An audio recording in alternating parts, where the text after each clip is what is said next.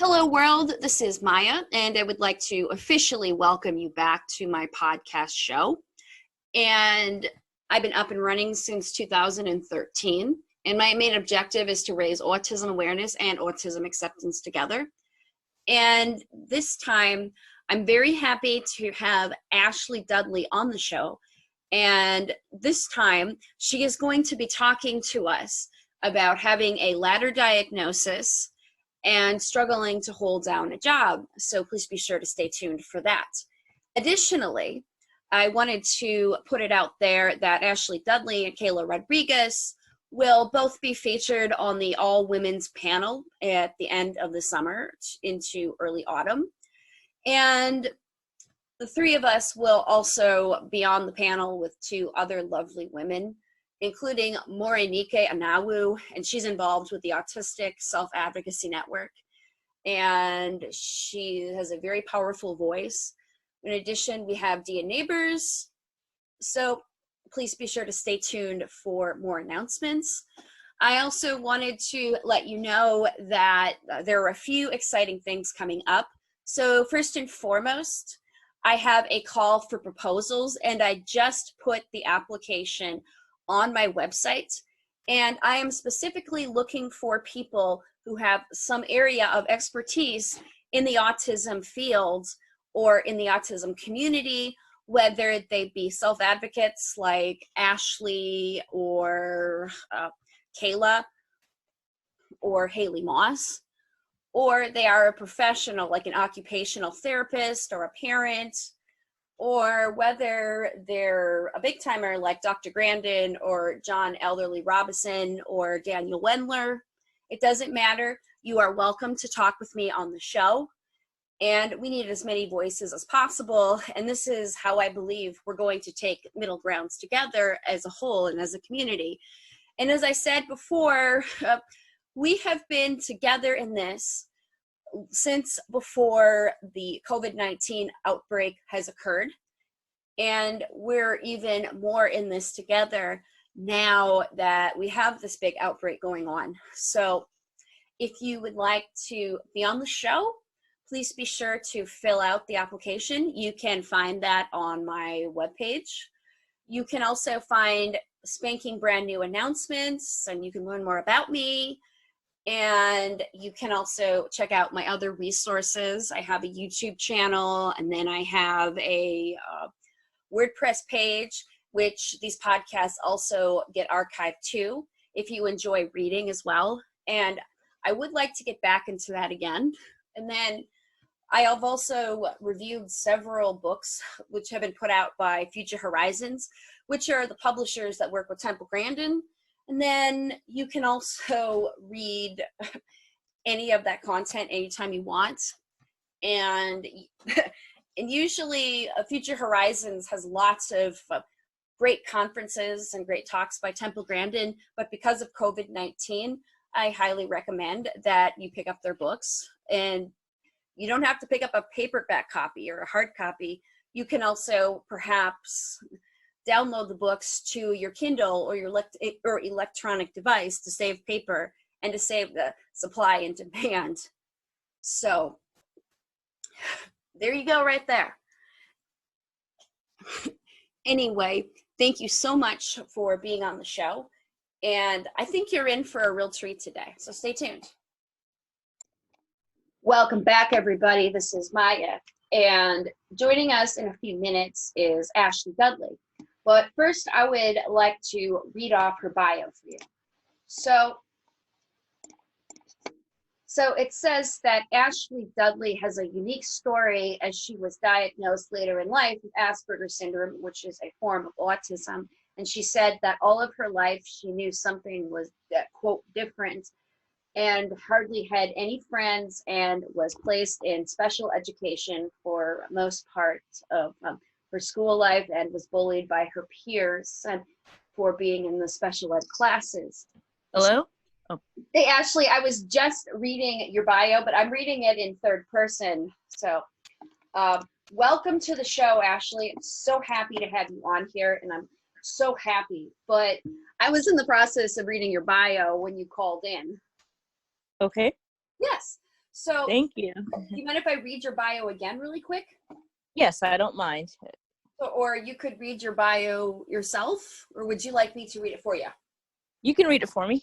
I'm going to read it in third person, if that's all right. So, Yes, that's okay. all right. So it says that, and again, let me start all over. It says that Ashley Dudley's story is unique, and she was diagnosed later in life as an adult with Asperger Syndrome as a form of autism. All her life, she knew something was, quote, different, and hardly had any friends, and was placed in special education classes for most part of her school life, and was bullied by her peers for being in the special ed classes. Fast forward, she had come to love and accept herself for who she is, and realize that this is how God chose to make her and design her. She is currently being certified as a nursing assistant, dental assistant, and soon to be a special education teacher. Wow, you are impressive. It sounds like Thank you. sounds like you want to do a lot. So, where are you currently going to school to be a special education teacher? I'm going to be going to Georgia State University, the Dunwoody campus. Really? When do you start? I will be actually starting sometime in the summer. Oh, congratulations. Thank you. Yeah, I took my classes online at the Dunwoody campus for many years before I transferred to Georgia State. But that was back in the day when that was just plain flat out Georgia Perimeter College. Yes. And I got my associates in psychology, and I'm getting ready to graduate in December. Hopefully, if I can pass it. Yeah, if I can pass this class. So they've moved everything online for me. So where are you currently getting your nursing certifications? I'm actually already certified. I've been a certified nursing assistant for over 10 years now. And then you've also worked as a dental assistant? Yes, I worked as a dental assistant for 3 months, which I will be resuming back. I'm just giving that a little pause for now and doing my nursing right now. Yeah, so are you working in nursing, or is it just Chick-fil-A at the moment? Chick-fil-A is a pause too. Right now I do nursing, I do private care. I watch a senior on the weekends. Oh, really? Mm-hmm. You're an impressive person, and Thank you.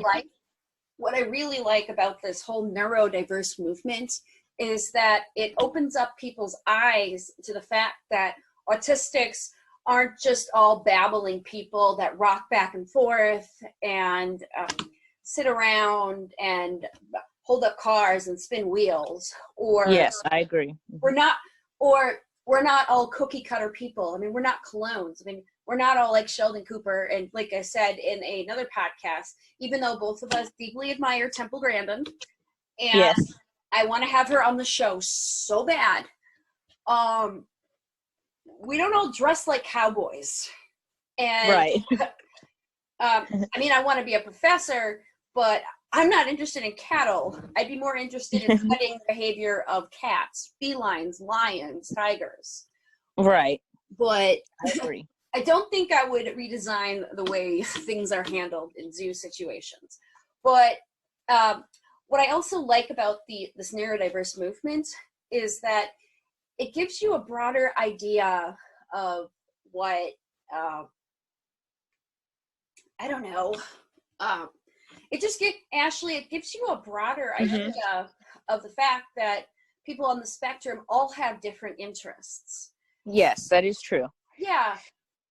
And people don't just have limited interests. Like, people can learn to get out of their shells, and that's what society doesn't understand. Like, when people come up to me, it's like they know I like cats, and so they'll change the subjects around me and talk to me like I'm a kid, or only take me in low dosages because they don't know how to relate to me due to the stereotypes and the stigmas. What about for you? What do you face?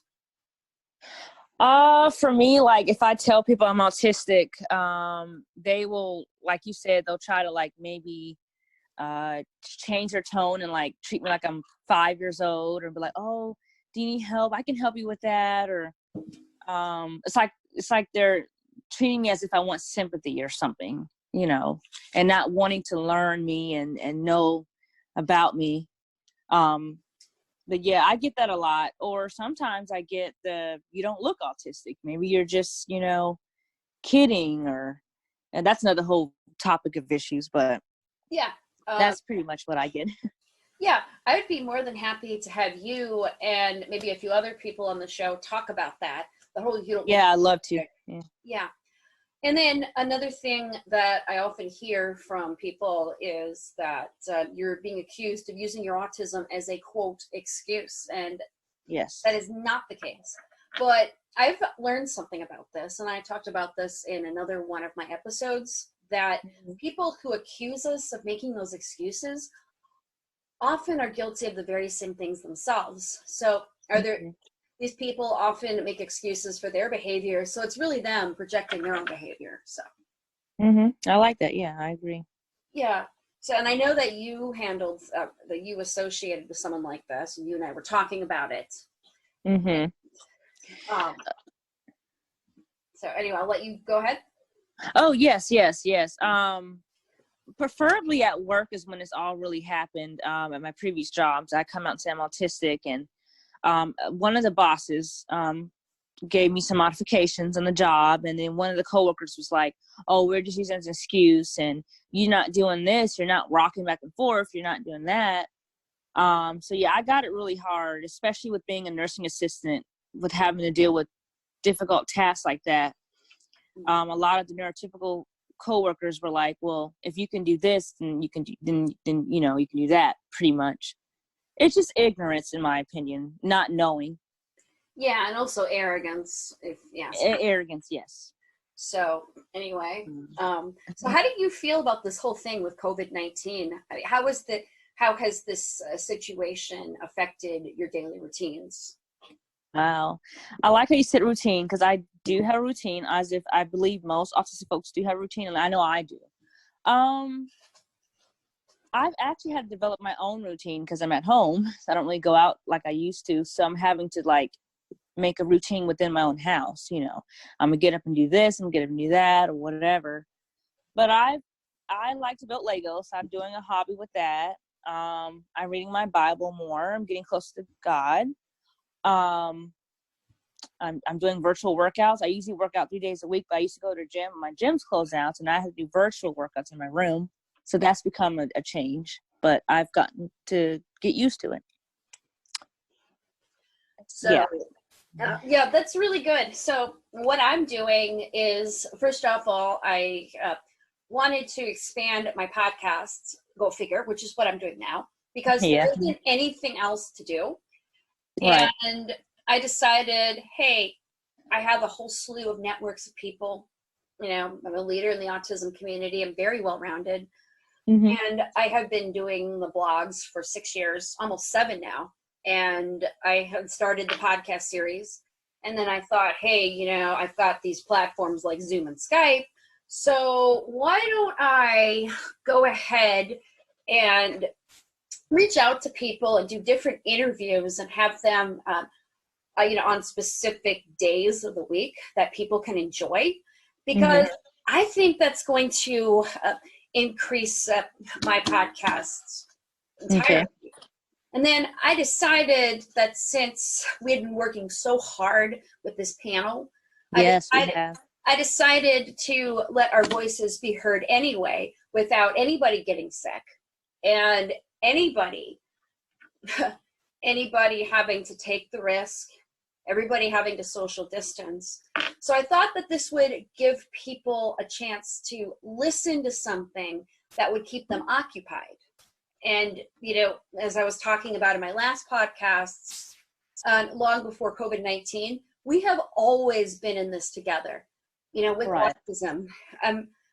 The only thing is, autism is not contagious. Autism isn't going to kill you, but you get the idea. But like COVID-19, autism is considered a quote epidemic. Right. But the difference is, autism is not a disease. Autism comes with disabilities, but it also comes with unique ways of seeing the world. And yes, I agree. And different ways and just taking those skills and building up and turning them into gifts and talents. Mm-hmm. So, And I must say, you're a very good orator. You speak well. And I just want to just interject. I'm glad to be a part of your podcast. So I just want to interject that. yeah. Well, now I just did my talk with Kayla. We had talked about tokenism, and you can find that on Sunday, Okay. April 5th, 2020. And Okay. this show will be out the following Sunday, April 6th or April 12th, 2020. And then the following interview will be with Stephanie Holmes on April 19th, 2020. And that was an interview I did with Stephanie Holmes, and that was what inspired me to start my own podcast. I've been thinking about it for a while, but that's what really lit the fuse to the rocket. Right. And I guess now this is at the phase where I'm setting it into orbit, but Stephanie and I are going to talk about females on the spectrum, because she has a lot of really great expertise on that. Mm-hmm. And the last time I shared my experiences of transitioning from high school into special ed. So be sure to stay tuned for that. And then I can't wait. Yeah. Then on the last Sunday of the month, you can find Haley Moss. Yes. And, yes. Yeah, she's going to be our keynote speaker as well. So right. She's cute as a button. Don't you think she looks like Emma Stone? Yeah. Yeah, she's cute. Yeah, she does. She favors her. Yeah. Mm-hmm. Yeah, especially with that red hair and the way she rocks that haircut. It makes me think of Gwen Stacy from The Amazing Spider-Man. So. Oh, okay. All right. So I'm going to jump into these questions now, being that we're here early, as they say. Here's what we have to say about this, or here's what we have to say about that in terms of age. So I'm going to ask you several questions, including the one, I modified your question because it asks about panelists. I've modified it to your experiences. Okay. So first and foremost, a question. How old were you when you were diagnosed with autism? 28 years old. I'm a late diagnosed. I was diagnosed late. So here's a side question on that. I'm kind of going to ad-lib this, but so what were some of the things that you struggled with before your diagnosis? A list of them. Academically, I knew, and my mom and dad knew, I was very delayed academically. So that was a sign. I spoke late. My coordination physically was just off. I was very clumsy. My fine motor skills just weren't there. To make a long story short, I was just very delayed in my milestones growing up. And so there was clearly some signs there. Struggled with friendships, didn't have a lot of friends, didn't know how to really make them.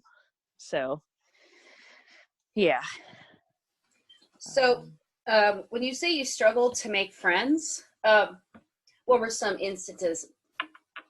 I was very shy, so I probably didn't know how to I was very quiet and shy, so I didn't know how to say, hey, what's your name? Or I didn't have the social cues. I didn't know how to approach a person. If I wanted to make friends, I saw people I wanted to be friends with. I just didn't know how to open up and be start a conversation, Yeah. And did the teachers often make fun of you or scold you because you didn't do things a certain way? Yes, I had. And it's really, and that's again another whole room of topics. And that's what's frustrating, is that the school system, they're probably different now, but back in the 80s and early 90s, growing up, the school system had their fast, quick way of one shoe size fits all type thinking, and that's just not cool. My brain just wasn't like everybody else. And I did have teachers say, they if I got a question wrong, she'd scold me from the class, or why don't you know this? Or you're moving too slow, or your daughter's a slow learner, and they were very rude. This is a school system I'm talking about here. Yeah. Yeah. See, I was in special education too, so I can really relate. Now, yeah. did not have a late diagnosis. I mean, maybe back in those days it was a quote late diagnosis versus was what it is now. I was diagnosed with PDD-NOS at the age of 11. And Okay. that's a challenge unto itself. I mean, my parents took me to a lot of doctors and they were determined to find out whether or not I had the diagnosis. And Right. it took them only, oh goodness, it took them only 7 years for them to find someone to say, yep, she has autism. And Wow. so I was in special ed. Long story short, liked it in the beginning. But when I got into high school, I had an autism specialist.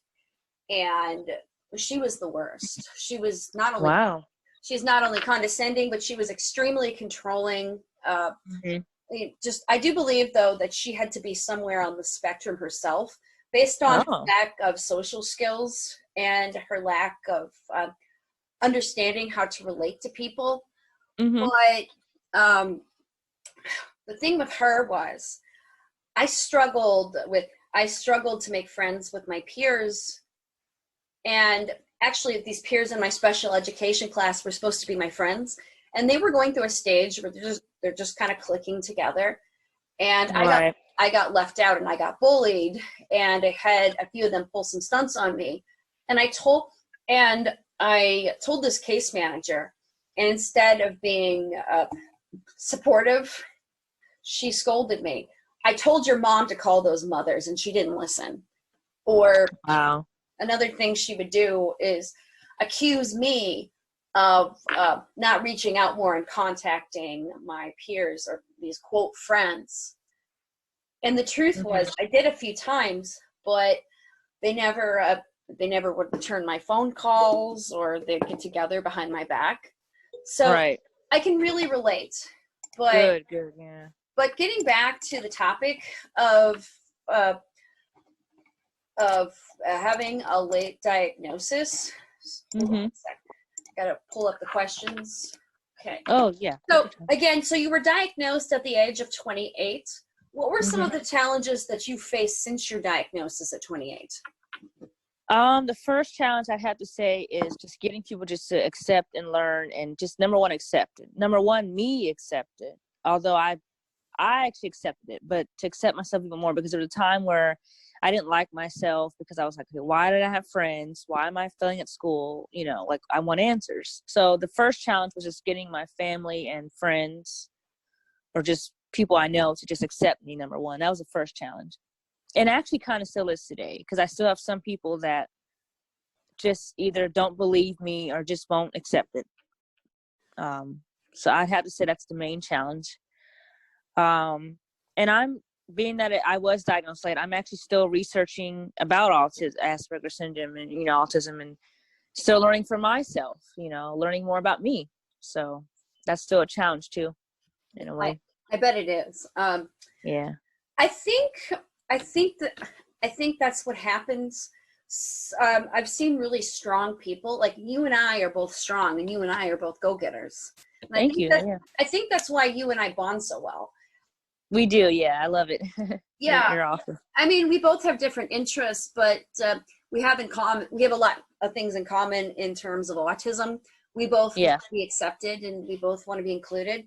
We both want to live meaningful lives. But what you just demonstrated to me about is something I talked about in another podcast on autism awareness versus acceptance. Now, usually when somebody who is a strong go-getter, like either one of us, I don't think it is that uncommon for someone to go through that awkward phase where you don't like yourself because you're different. Right. And you beat yourself up because you struggle to make friends, or you struggle to have the same things as your peers around you. That's completely normal. And I think what also makes it hard is that when you have a challenge or a disability, you have a lot of negativity from other people that that also, I mean, they know about the autism, they know that it's broken, and I don't think they quite fully accept you either. They claim that they do, but anybody who tells you that you can't, because you have a disability.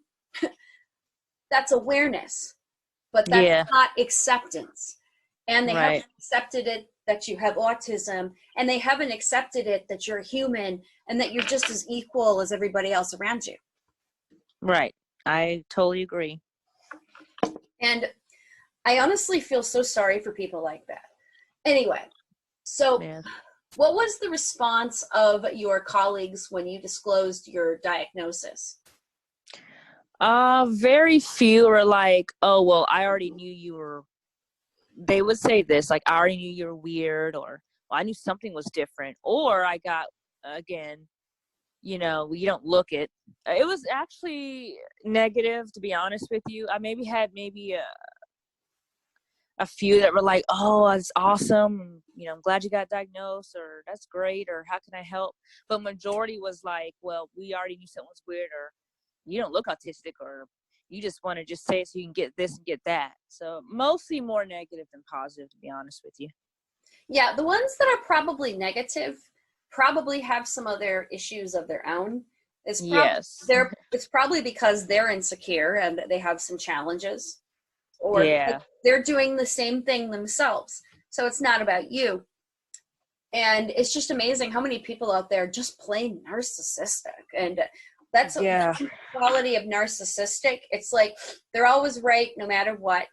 And they make excuses for their behaviors, and they do all this stuff. And then when another person comes along, like you or me, we're trying to be honest, they can't stand it. Or as Jack Nicholson says, you can't handle the truth. Yes, I remember that. So and it was pretty much ties in. I mean, the second question pretty much tied in, or the fourth, I'm sorry, tied into your colleagues. But can you give me one example that was the worst way of how you were treated on your jobs? What was what were some examples of the negativity at your last job? Yes. One of my jobs, again, I'm a nursing assistant. I was working in a facility, and well, we have a little bit of what I do is, you know, I work with seniors with dementia. You know, their minds are pretty much dying away, pretty much their brains are. And so you have to kind of help them out and feed them and all that. And I was on the memory care floor, and then there's assisted living floor. Well, with autism, you know, sometimes we can get overstimulated with a lot of things thrown at us at one time. And so there's a time where over time I was just getting too overstimulated. My coworker was like, you know, what's your problem? You know, she still, at this time, she still didn't believe me that I had autism. So I went to my director of nursing, and she knew I had autism. Because she used to work with autistic adults like me. So she knew I had it. And so she gave me a job modification, and she let me work on the floor that was easier. But my coworker started getting jealous. And she's like, well, oh, she's just using her autism as an excuse. How do we know she even has it? She could be faking it, whatever. But my boss knew I had autism and gave me the modifications, but I was also getting, you know, hell from my coworker. So I would say that would be probably the most worstest time on my job. Was I had my boss on my side, but my coworkers in the back were really just like thinking I was faking, like I didn't want to work the hard work, I wanted easy at work, and that wasn't the case, you know. Yeah. So that's now that's really mean. So when was the last time, or when did this happen to you? Oh wow, this was like probably 3 years. Yeah, about 3 years ago. Yeah, 3 or 4 years ago. Mm-hmm. And I know recently you had to quit a couple of dental assistant positions because you dealt with some people that were mean to you at your old jobs. Yeah, I actually, so for the dental job, it was great. I love dental assisting. It was a very, very good experience. However, again, you know, I did not disclose that I had autism there. Some jobs I did, and some jobs I just didn't, you know, it's kind of mask it, you know, but, again, it's a challenging field. It's rewarding, but it was very new to me at the time. And the coworker just not knowing I had autism, which I probably should have said something, but then I feel like if I did say something, she'd probably really get them, you know, beat down my throat. But yeah, she was just very just not supportive, not helping me, thought I was lazy, not wanting to get the information. It was just a really stressful time. Well, well, one thing you can note with these people that are mean to us, first of all, they don't understand because they know there's something about you that's off. And again, I think this has to stem with a lot of insecurity from the other people. Mm-hmm. And I bet if they're nasty with you, you can imagine how nasty they've been with others. Oh, yeah. I've been in your situation where I've had to, quote, mask and hide my autism. Like, before, this is a completely off topic, but yes, I lived with 2 roommates that were 6 and 8 years older than I was. right. And the entire time I lived there, the entire year, I did not bother to disclose to them that I had an autism diagnosis. I kept my mouth shut the entire time. And I actually tried to pretend to be normal. And unfortunately, it didn't work. And in addition to that, I lived with a roommate that was hateful by nature to begin with. And right. she was just a very difficultly mean and obnoxious person to begin with. And I wonder if she herself had to be on the spectrum, because she had low tolerance to a lot of things, and she would freak out and scream and shout until I would She cry. probably was, yeah. Yeah, she definitely had the OCD like traits. Like, she got all bent out of shape at me for pushing a chair into a table. She goes, "No, Miyah, this chair goes the other way." So she got all bent out of shape about that. But I know what you're going through, and I know what you've been through. Right. Thank you. Yeah. It's like you're damned if you do, and you're damned if you don't. That's right. It's a perfect saying. And then when right around that time, I'd worked at an airport for a while. I was. Okay. Yeah, I was looking at wanting to be a flight attendant. And oh, wow. That'd be awesome. That was back when I was 20. And during that time, I did not disclose that I was autistic, but I could tell that my coworkers knew there was something that was off about me. Mm-hmm. And they didn't really pull me to the side or ask me what was going on, which is probably okay. I just didn't want them to know I had a disability, but they were mean to me in other ways. In my circumstance, they found out that I had a disability. I mean, they didn't know what it was, but they just kind of picked up on it. Right. And they were a very, very, very sneaky type of people at the top. And they pulled stunts on me, and they pulled some stunts on some of the other coworkers there that had other types of disabilities. And they always put us at the bottom cleaning things. And they would constantly joke around with us and make it seem like they were going to give us raises and promote us to cashier. Like, they kept telling me they were going to promote me to manager. And being who I was, I took it seriously. Yeah. So I would too, yeah. And they shouldn't have joked like that. Yeah. I could talk about that another time, but I eventually had to advocate for myself, and it was not fun. So, so anyway, getting back to the questions. So what advice can you give employers and employees when learning that a coworker is employed? Learn that a coworker has autism? Yeah. What? Okay. Yeah. What advice would you have for employers and employees when it comes to dealing with someone that has an autism diagnosis that is otherwise qualified for the job? I got you now. I really think that really any job, but specifically with back to me personally, my type of job with the nursing, having to deal with tons of different tasks and deal with different personalities on a daily basis. I think that every employer and employee should have some type of training on how to work with workers on the spectrum, so that we can all get along and be happy, and they can know what to do. Really any job, but specifically certain types of jobs should know that. But yeah, and then again, it brings it into bullying, which is another whole topic, but because that's what I was experiencing, was bullying. But I think that an employee with autism should not be afraid to go to their employer, and that's kind of what I was dealing with. And I just think they should be more open and transparent nowadays. So I think we need to really push that. If you have autism, just tell your employer, just go for it.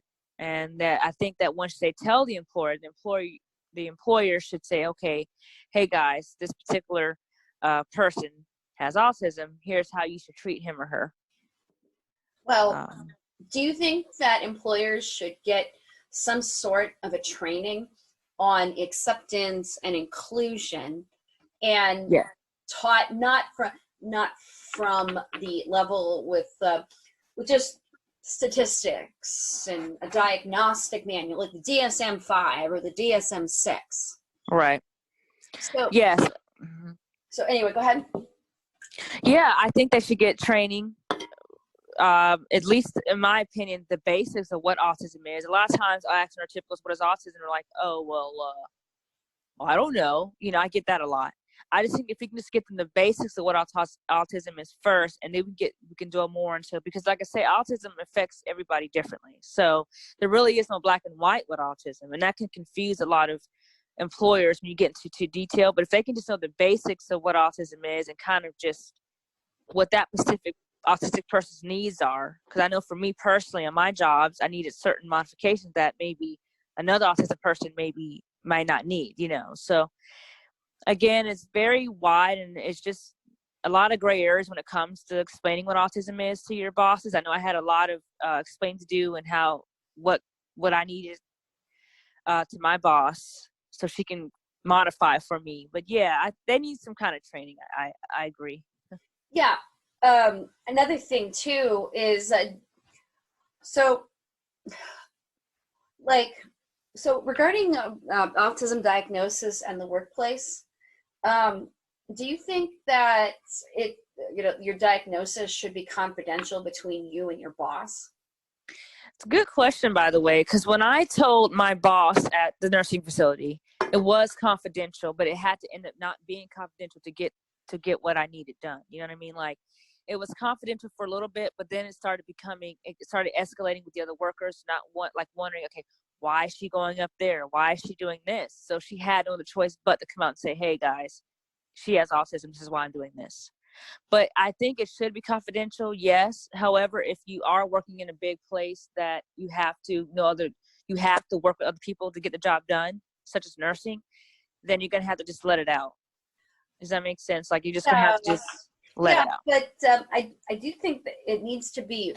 I do think it needs to be confidential, and even in a bigger place like that, because keeping things confidential can prevent bullying, unless unless nursing facilities decide to host special training programs, employees and employees, and the people at the top who educate are self-advocates who have worked in the field. Like, have you ever heard of Anita Lesko?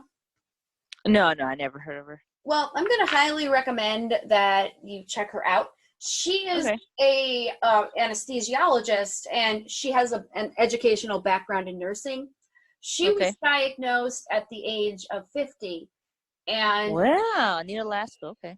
Yeah, Anita Lesko, and she's good friends with Temple Grandin, and she did an interview with her a couple of years ago, and there's a book out called The Stories I Tell My Friends, which is interviews with Temple Grandin and her some of her good friends, and also you hear stories about Temple herself. But anyway, that's Anita Lesko. I mean, she's a really neat lady. She has a cool story onto herself too, and she loves horses, and she did some cool things. She also struggled with coordination and connecting with other people. Okay.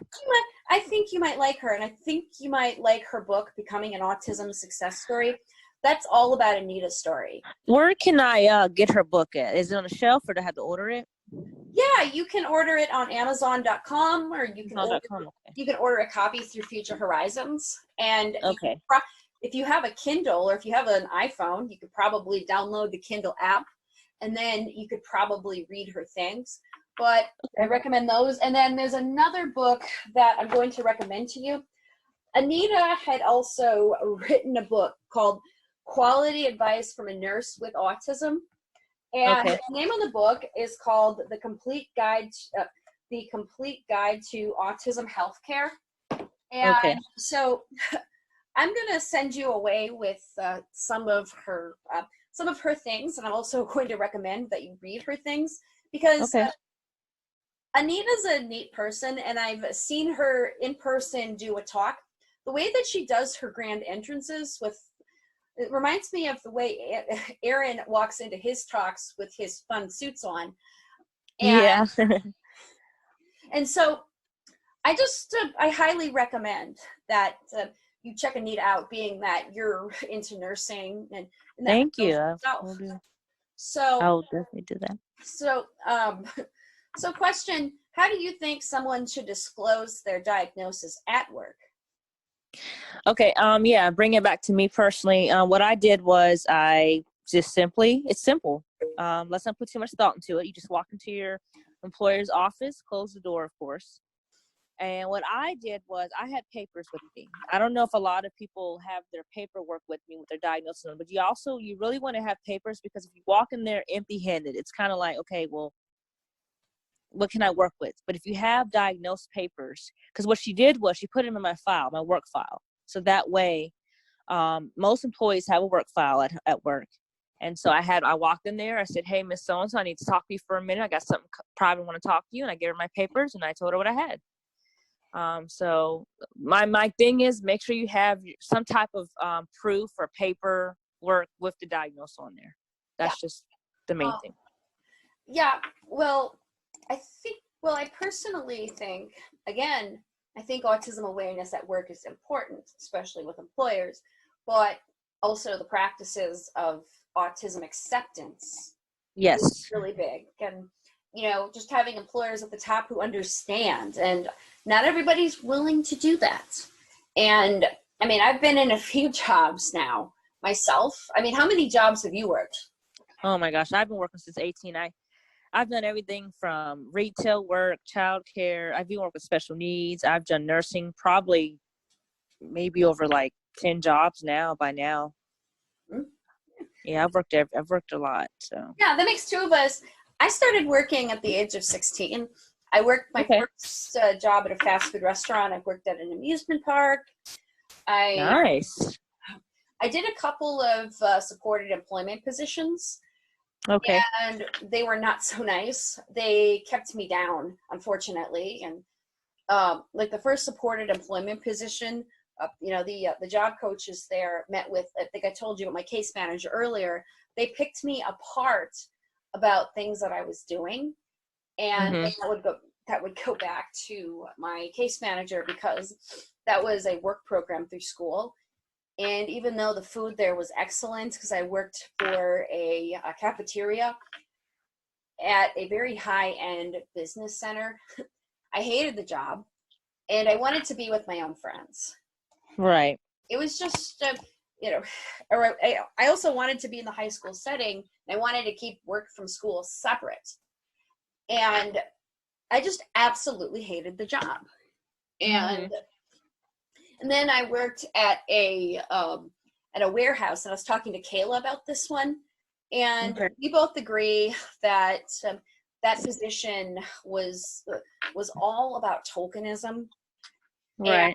And the owner of the company had a son on the severe end of the spectrum, and she was nice to me in the beginning.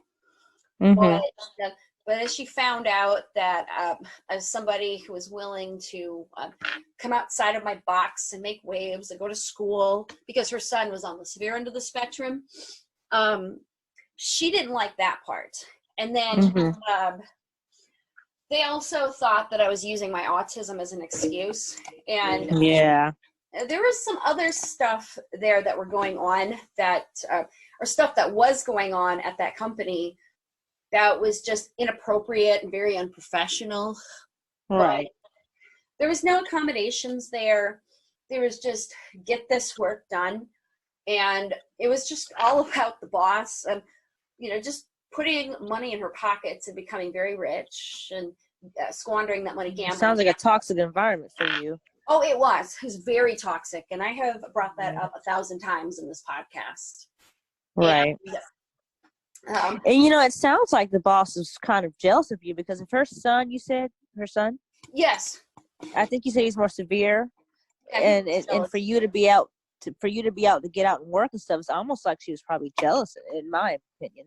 Oh, she was very jealous, Ashley. And it wasn't just her. There were a few other people that worked there. Like, one of them had a daughter who was my age, and she was fine at first, but then they found out that she had a rare disease that was causing her brain to deteriorate, and it was going to kill her eventually. Wow. So she was angry, and she took it out on me too. But as far as the whole autism thing goes, they didn't take me serious. They all thought that everything I talked about was a big joke. Everything that I brought up with them was hoo-ha. Like, they didn't like it that I used the term neurotypical. They didn't like it that I used the word spectrum. Right. They kind of brushed it off when they found out I was listening to Dr. Grandin, which was the first time I had listened to her in the middle of working there. And when I did show them what she looked like, one of them made sexist comments about her based on the way she wore her hair and the way she dressed. Like, she looks like a dyke. Okay. So, wow. Yeah, I mean, that company was Ism Center USA. Oh, okay. So anyway, I just topics like this, Ashley, are really something that I am very passionate about, and you can hear it in my voice how angry I am that I had to go through. I can, yeah. Yeah. So, and the last question is in regards to the panel.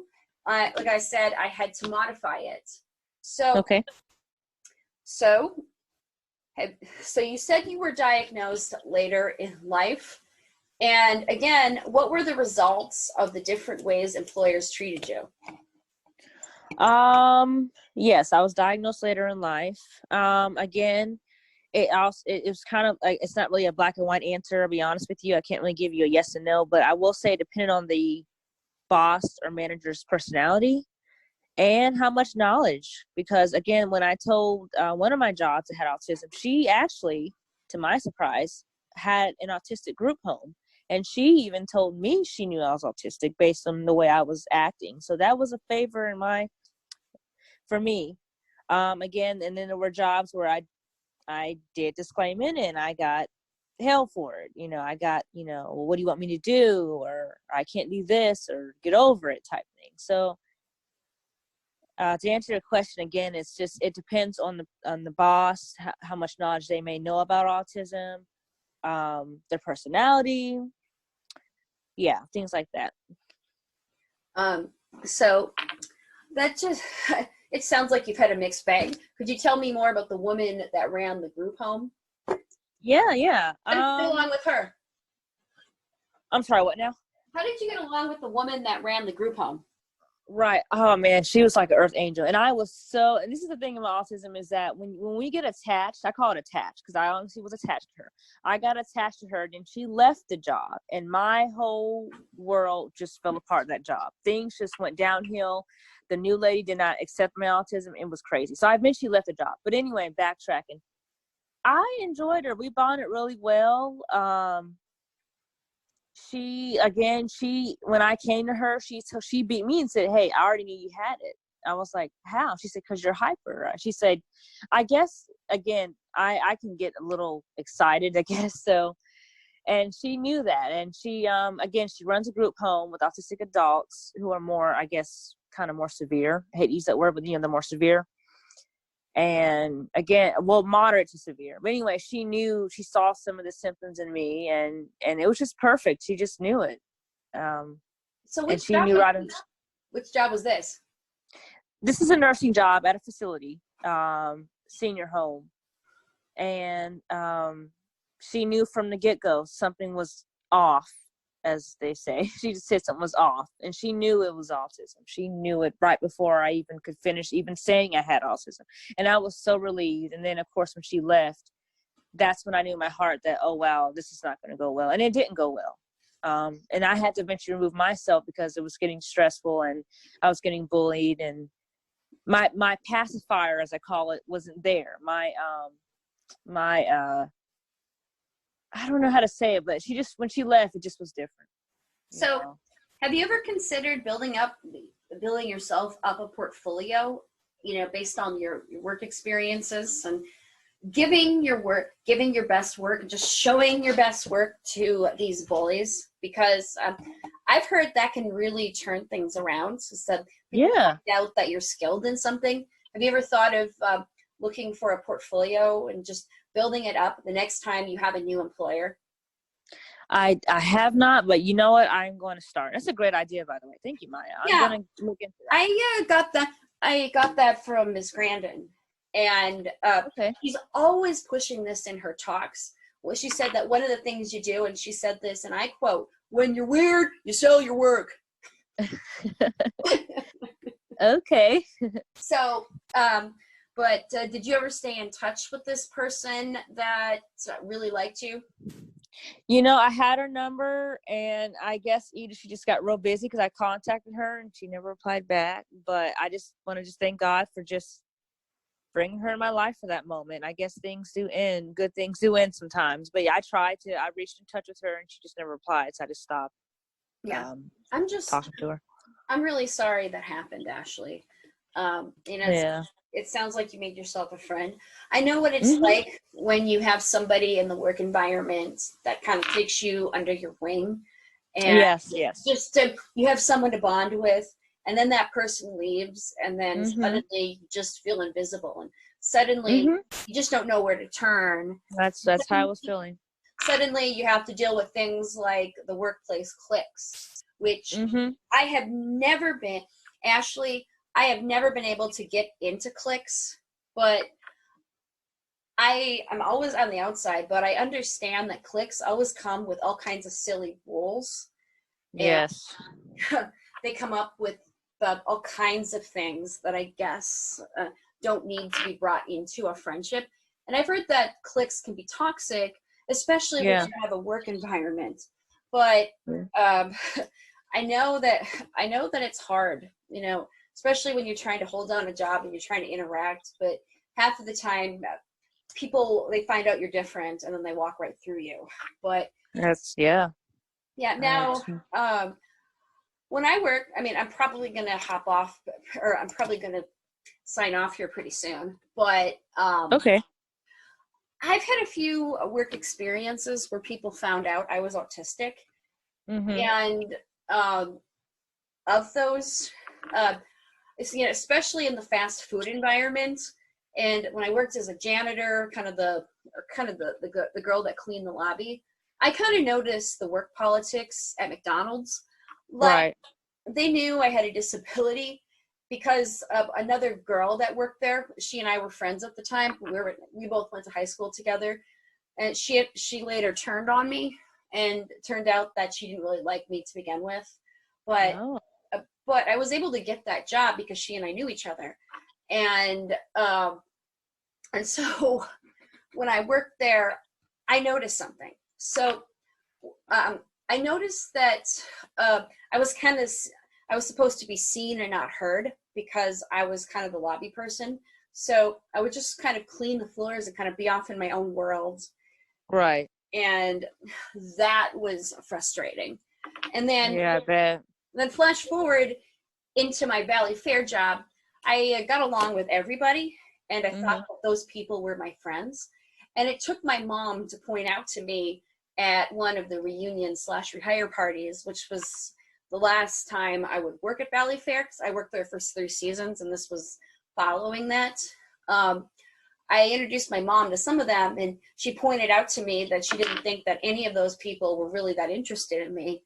Well, I found out that she was right, because when they decided not to hire me back, I would chat with those people online, and I wasn't really reading into it. But then when I couldn't find a job and they decided not to hire me back, I looked to them for support, right? Long story short, every one of them were very dismissive of me. Well, it's all for the best. You're not going to be happy here. I got to go now. Bye. that being said, I just took matters into my own hands, and I blew up at all of them because it was one of the most frustrating times of my life. And yeah, and this was post September 11th, 2001. This was early spring 2002. And so when they treated me like that, I was so angry. And I bet, yeah. Yeah, and they said some really mean things to me. And none of them said they were sorry or admitted anything. They said I was overreacting, and it was like, go see a shrink. You have issues. I don't know about you. You're so ungrateful. Why are you lashing out at us? And then another person said that they were going to invite me to hang out, and it was, well, we had to ask other people first, but they said no because they thought you would be too hard to handle. So it's it's just amazing. That's harsh.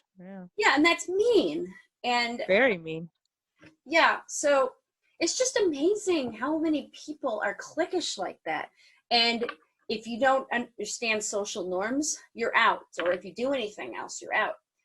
That being said, that same person who had the nerve to say that to me online, she had also on several occasions blurted out that you're weird. You're being weird. So, I mean, have you ever had coworkers come up and call you weird in front of everybody else? Oh, yeah. Weird, crazy. Me too. Odd or different, slow. I even had the word slow. And, of course, the word I don't like to say starts with the letter R. I'm sure you know what that word is. I don't like saying it. I haven't been called the R word in a long time. Oh, yeah. I hate that word. I wish it was never invented, although way back then it's all they knew. But, yeah, I actually gotten called that a few times in my life, and it wasn't nice. So. Were you called the R word at work? One of my jobs, yeah. Yeah. Well, wasn't nice. Well, I haven't been called the R word since I was a little kid. In fact, people stopped calling me that. People actually have walked by me in public. Like after a conference I did I was headed back from Savannah last year with my friend, and Temple had just been at this conference, and I was talking to my friend about Temple, and there was this family in the restaurant. When they walked out, the mom walked right by me, and it was like she took her finger and tapped me over the head, but it was with words, and she went, "Crazy," and then they walked out together as a family. What? Not why, but like. It's a long story. I'll tell you another time. Okay.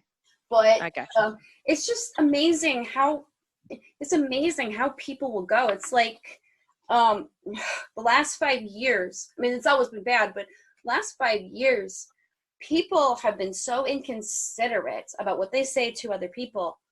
It's like, well, I think it's funny. No, it's not. And it's absolutely ridiculous. So, and like that comment weird, that's people making those compliments. It makes me so mad. And it makes me mad that people like your coworkers who, it makes me mad that they got a hold of that information. They had no business doing that, by the way. Yes. And I don't know how in the world they would have gotten that information, because that's usually confidential. And if they were jealous of you, they could have asked you themselves. And if they had attitudes, good for them. So exactly, yeah. Yeah. Well, thank you so much, Ashley. I really enjoyed this interview. You are tons of fun, and you have a lot of potential. And thank you so much. I can't wait for our audiences, or my audiences, to hear what you have to say. And I can't wait for us to actually be together in person, talking to the panel in front of a live audience. And me too. I can't wait. It's gonna be an awesome day. Yeah, it really is. And speaking of which, Podbean, YouTube, Spotify, whoever you are, you're listening to this, please be sure to stay tuned for more further announcements. You can find them on my page right up here on Podbean, and you can find my events on Podbean, and you can also find lots of other great podcasts. Like, I have another great interview with Kayla Rodriguez, and that was just on the 5th of April, 2020. And like Ashley and Stephanie Holmes and Haley Moss, you too can be a guest on my show. And you too can come on here and talk about anything that is expertise. And I'm looking for more than just self-advocates. I am looking for professionals. I am looking for teachers. I am looking for parents. I basically have a goal to raise autism awareness and autism acceptance together. In other words, it's called taking middle grounds. And actually, Ashley and her mom and I, and my best friend Andrew, we walked last year at we did. Autism Walk, and everybody wore purple instead of blue. And contrary to Autism Speaks with their Let It Up Blue and ASAN's red instead, I decided to mix the two together because, number one, I'm a self-advocate, and number two, I use blue to raise autism awareness as well, maybe in different ways. And so that's where Walk in Purple came from. And then I came up with my hashtag and my campaign name, which is Taking Middle Grounds, which I think sounds very political, like I'm running a political campaign. What do you think? Yeah, I love it. What you're doing is great, Miyah. I mean, yeah, I do too. You're just great. You're a great speaker. You know how to, your words flow just right. It's like you don't even need to practice. You just know what to say, and that's good. That can come hard, especially with a lot of folks with autism. But you just know how to just come off smoothly with your words. Well, actually, I've had a lot of practice, and I took one public speaking class back when I was at Perimeter College. And then I think what also helped was when I started my YouTube channel, and then I sort of figured out what to say when I started my blogs. And I just, and just continuing to practice. And then I've been on several panels, and then I've done presentations by myself. And then you just get better each time, and you make mental notes of what you need to say. But I think you're a great speaker too, and I think you're a voice. Thank you. I think you're a strong voice that everybody needs to hear. And I think that your voice is going to count when this podcast finally goes live. And I think your voice is going to count on the panel. And thank you. I think a lot of people are going to benefit from what you have to say. And I am going to make sure I get you in touch with Anita Lesko. Because yes, I'd love to meet her. Yeah, I think she has a bunch of life coaching skills.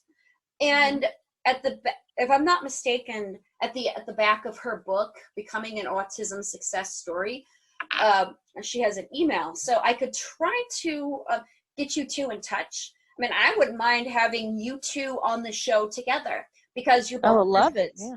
Because we're both nurses. I would love it, yeah. Yeah, and I think both of you have interesting dynamics. So, yeah. But anyway, thank you so much for tuning in. Thank you for being here, Ashley.